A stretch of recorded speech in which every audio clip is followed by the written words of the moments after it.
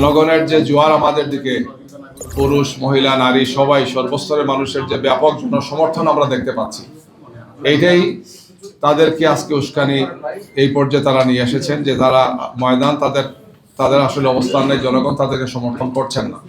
জনগণ যেহেতু আজকে জামাত এবং 11 দলের সাথে আছেন, এইটাই তাদেরকে এই উস্কানি তারা দিচ্ছেন এবং এই হামলার কার্যক্রমে তারা আজকে শরীক হচ্ছেন। আমরা মনে করি আমরা জনগণকে সাথে নিয়ে শান্তিপূর্ণভাবে একটি নির্বাচন করতে চাই এবং আমরা এ ব্যাপারে জনগণকে সাথে নিয়ে প্রতিরোধ করে তুলব ইনশাআল্লাহ।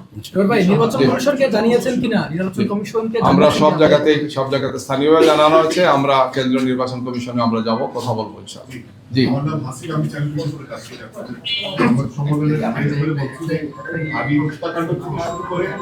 আমরা এখন আস্থা রাখতে চাই এবং আমরা বলতে চাই যে ওনাদের দায়িত্ব হচ্ছে, সরকারের দায়িত্ব এবং নির্বাচন কমিশনের দায়িত্ব হচ্ছে ওনাদের ঘোষিত উৎসবমুখর পরিবেশে ইতিহাসের সবচেয়ে সুন্দর নির্বাচন উপহার দিবেন। বারবারই কথাটা বলছেন, কার্যত ওনারা সেই পদক্ষেপগুলো গ্রহণ করবেন।